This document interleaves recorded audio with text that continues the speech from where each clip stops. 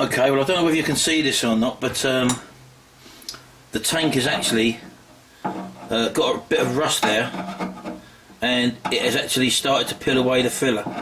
So what I'm going to have to do is to take this area out, grind this back down, get rid of this rust, because obviously moisture had collected in there, and that's what stopped it from actually setting. I don't think there's any tank leaks there, but that area is going to need stripping back, and the rust is going to have to be dealt with or ground away or treated with a chemical, and then I'm going to have to refill it and then reshape that area again. So that's my job at the moment. Make sure you always put your safety goggles on when doing this.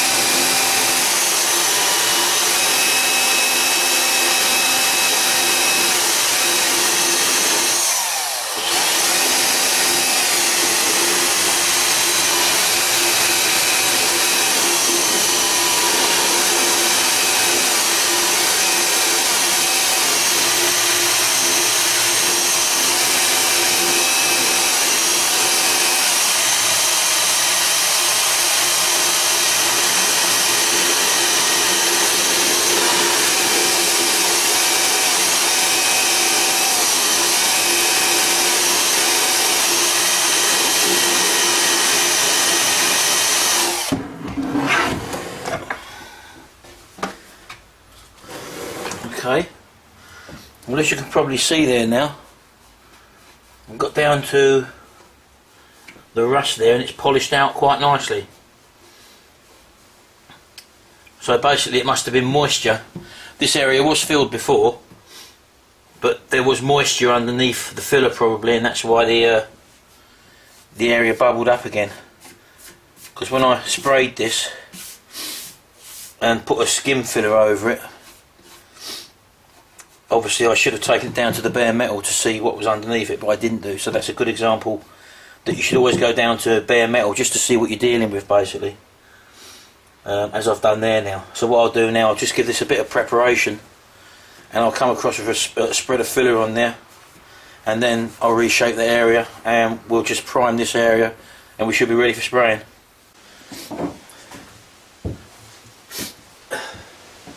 Again, going to mix up a small bit of filler now just to do this little area.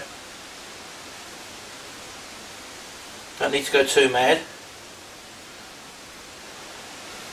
That will probably be well enough.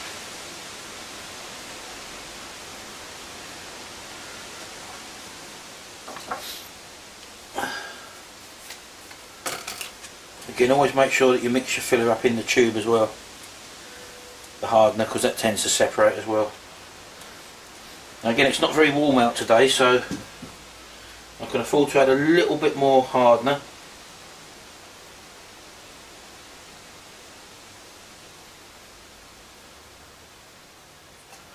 That'll do. And don't forget, we ain't got long, so let's get mixing this up.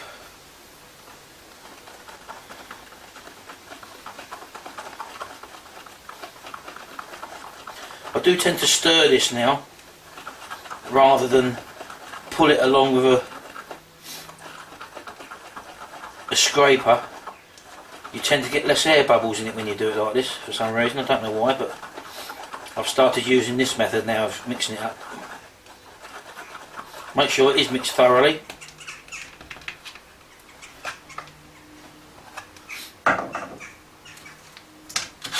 Make sure your end is clean.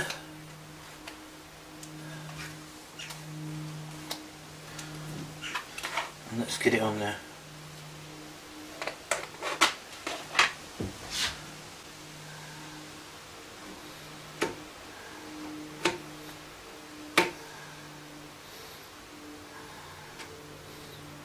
Could do with actually a slightly smaller scraper than this one, to be honest with you.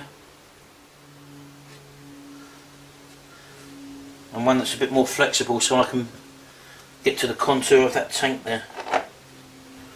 But we won't overdo it. You can bend these to a certain extent.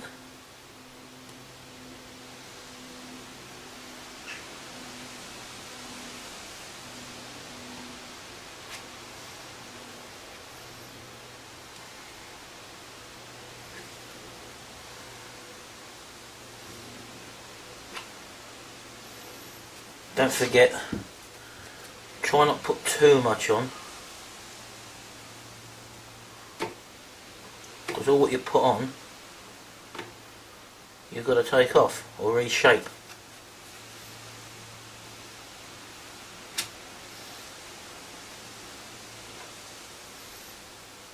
And don't forget, if you can't get it all in one application, don't worry too much, because you can always go back and do it again.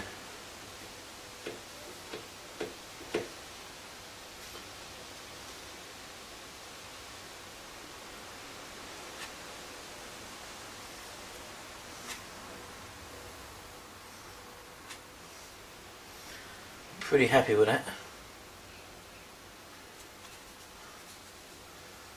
Shape's not too bad.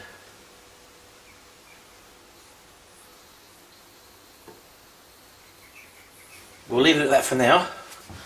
Don't forget, always clear off your putty while you can, or you'll be left with a scraper which is no use to man nor beast.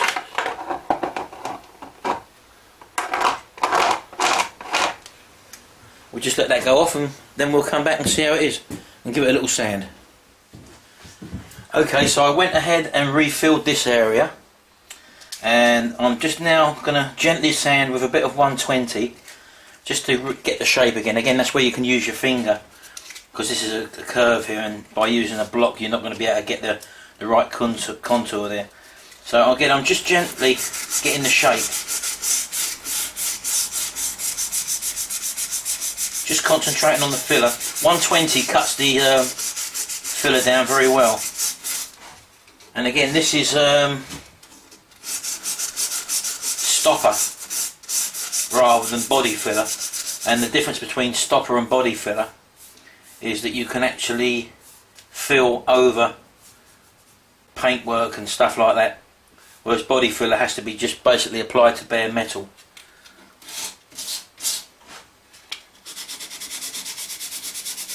Not going too mad here. Again, I'm just developing the shape with 120.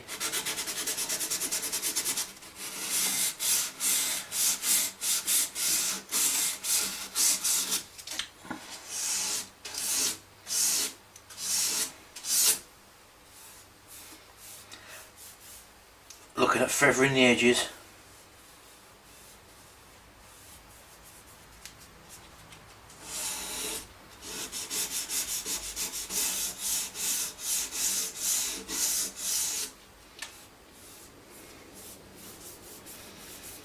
What I also done, because I initially sanded this tank with a DA with 80 grit paper, and I didn't take it straight down to the bare metal, when I come and I primed the tank, which you saw me do in blue, what it highlighted was swirl marks. I don't know if you can see them. Let me just zoom in a bit. As you can see, it had actual swirl marks in there. That's the sort of oscillation movement of the DA sander I was using with a heavy paper, which was 80 grit. And when I primed it, you could still, after a gentle sand with 600, you could still see these swirl marks. So what I basically did then, as I say, it's not a problem. All I done then was take the product which I've got there, as you know, which is a stopper filler. It's like a body filler, but you can actually apply it, as I said to you, over painted surfaces, primer or whatever. All I did then was take a thin skim of that and just go over the area, let it dry for about 20 minutes to half an hour, and then a gentle sand over, again with a 600 paper. Just took that down now. Now, although you can still see them, what you actually see in there is the filler, the stopper filler is actually in there, and it's filled up them, so they're actually lovely and smooth now. And I had a few more of them over the tank, and I basically repeated that formula wherever I saw them lines. As you can see where the filler was and where I've actually rubbed down again. So by applying your primer, this is a primer which you obviously sand down. Don't worry about them scratches that was underneath, because you can always come back, as I said to you, and just with a stopper filler, just go over there with a very, very thin skim, and with a drop of water and a sanding block, or even your hand, depending on where the contours are, and plenty of water, and you'll get an actual glass finish as well, which is what I've got there. And everything, although you can still see the swirls, the only reason you can see them is because they've got the filler, the very fine filler, stopper filler in them at the moment. So I've done that. I've gone around the tank again, as I said, and I've highlighted that. See, next time I do this, because I was planning to strip this tank right down to the base coat, but I decided not to, hence I had the swirl marks. But it's not a problem. As I said, we've rectified that problem now.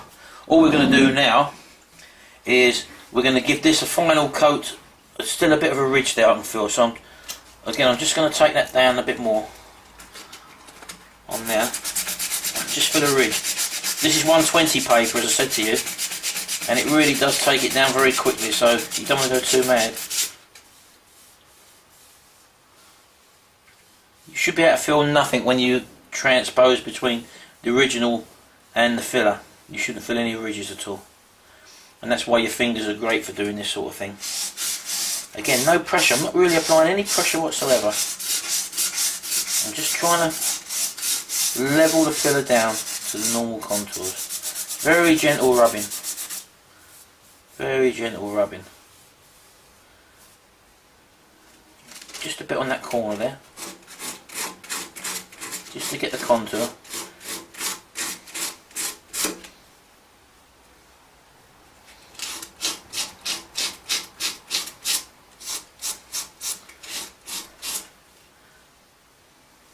So, as I say, don't think that just because you've primed it and you think you're ready for painting, that you won't have to go back on something and do it again, basically, like I've just done there, because once you've got the flat coat of primer on, it highlights things that you possibly might need to do, and you have to deal with them. Otherwise, when you put your main coats of either base coat and then top coat on, it'll accentuate everything which you've left, basically. So that's why I've redone this. As you know, we saw a problem here, we've sanded it down. I also saw a problem with all the other swirl marks, and I've just dealt with them as well. I'm pretty much happy with that. So I'll just finish off now. Oh, a bit there. Just getting the contours. That's better. So all I'm going to do now is to clean this with a wax and grease remover, and then I'll just prime this area again, and then we'll take it from there.